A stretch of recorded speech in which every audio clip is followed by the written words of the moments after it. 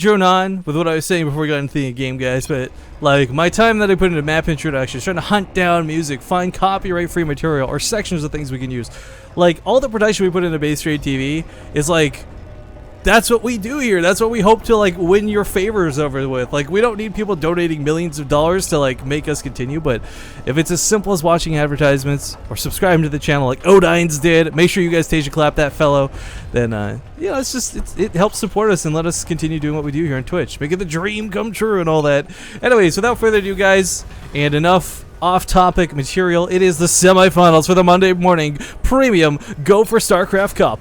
In the top left corner of the map, we have the blue Terran player from My Insanity. It's going to be JJAKJI. And the conversation here, a little bit funny, I'll talk about that in a moment. His opponent in the lower right, he's the yellow Terran player from the team MIA, perhaps the most special tactics team in StarCraft 2. It's going to be FROZZ, who is a Croatian, wonderful son of a gun. And I don't know what has spurred this like this stream of new sub hype, but I want to thank you guys real quick before we get into this too far and before we have to talk over the game. I want to give a shout out to Hot Pocket Lean Pocket. I'm hoping that's a Jim Gaffigan reference. Hot Pocket! And Angry Kitten, who just subscribed as well, on top of Odines and Nematra, or however I say that name. So, thank you guys so much for your support of the channel. I think that puts us at 49? Is that 50? I don't know. I'll have to check once we're out of the game. We may have just hit our monthly sub goal. So, thank you guys. Thank you so much. Anyways, for those who missed the conversation here because I was busy talking, basically, FROZZ is saying, thank you for being here, thank you for existing. We need you in Europe to beat back the Protoss. And JJAKJI just smiles. A lot of people have been struggling versus Protoss, of course, and it's been a bit of controversy in the community, but even 4GG feeling the rage that comes hand in hand with fighting Protoss has expressed his emotions regarding them. I think in a TVT, you're fighting for your life on the line for money in a Go for StarCraft Cup, and you can still come together to agree like we dislike this particular set of people.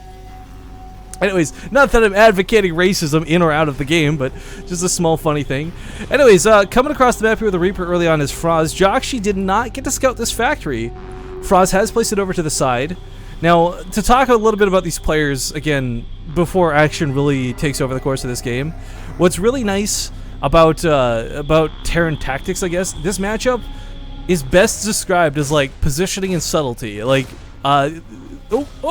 SCV will go down. First blood. That's gonna hurt. That's all of JJAKJI's scouting information, guys. He did not make a Reaper. He forewent the Reaper in favor of getting the factory out sooner, so he could get. Well, actually, curious enough, an earlier starport, but without that second gas, I don't think there's gonna be a lot of Banshees attached to it. If he's making Hellions, what this might end up being is like the 4 Marines and 2 Hellions inside the medevac, just going for that straight up drop. Tefl, or sorry, not Tefl. Why do I keep saying Tefl today? FROZZ will certainly scout this. He's making 2 more Reapers behind this. I don't know that I love this choice. JJAKJI is going to just straight up destroy these Reapers. FROZZ doesn't even get to scout much. He sees the starport, but without confirming the gases, he has no idea if this is going to be Banshees or not. And of course, we know that it's going to, well, okay, with the second gas coming down, it will be Banshees now, not just the medevac drops. But for FROZZ, he's not exactly equipped, I feel, to necessarily deal with this. And while I said he was making a factory earlier, I think I misspoke entirely, as that was a barracks coming up. So he's got extra barracks down. He can make units to deal with this. But yeah, this is, I don't know, a pretty solid opening for JJAKJI, and a little bit of a weird one coming out of FROZZ. But again, the point that I was trying to drive home before we start talking about other things is FROZZ is an awesome dude. He's great. He is not the best player in Europe by any means, but again, MIA, all of their players just seem to have like this really special tactics edge, and they never play StarCraft 2 really in the most standard way. If you guys have no idea what I'm talking about, what was it, Acer?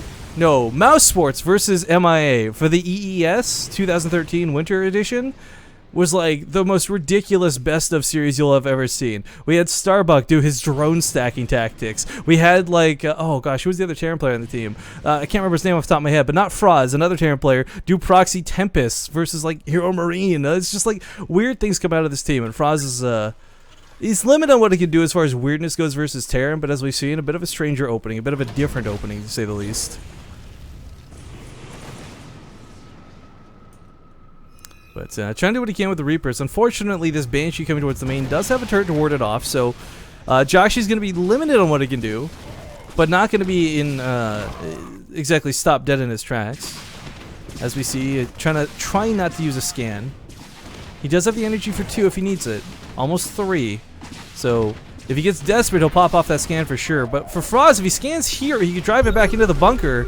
And the bunker will finish the job. It looks like it will snipe off that Banshee, so well handled there. JJAKJI, of course, didn't see the bunker until it was too late. He didn't scout that before, but second Banshee coming out will not be scouted by the Reapers. These guys are really not getting a lot done this game. JJAKJI has delayed his command center for quite a bit of time here too, unfortunately, so the longer this goes without causing damage, the worse it's going to get here for him. But FROZZ actually doesn't have much to defend against this tank push. Reapers are actually going to cause these units to stay at home. Curiously enough, there's actually nothing in the main to defend but a couple Marines that will awkwardly pick off these Reapers because he's not paying attention. Oh, are they really going to get out alive? The Reapers? How on earth they get out alive? But not that that's going to matter, because right now, coming to his doorstep, there's some tanks on the way. And FROZZ currently has no siege tanks and no potential of making siege tanks anytime soon. No Banshees clear out his opponents, and quite frankly, guys, this may end with this push. Preoccupied a little bit with the Banshee siege tank on the front line. JJAKJI only has 3 Reapers to defend against at home, and he's actually doing that. There's only 2 Reapers left now instead of 3.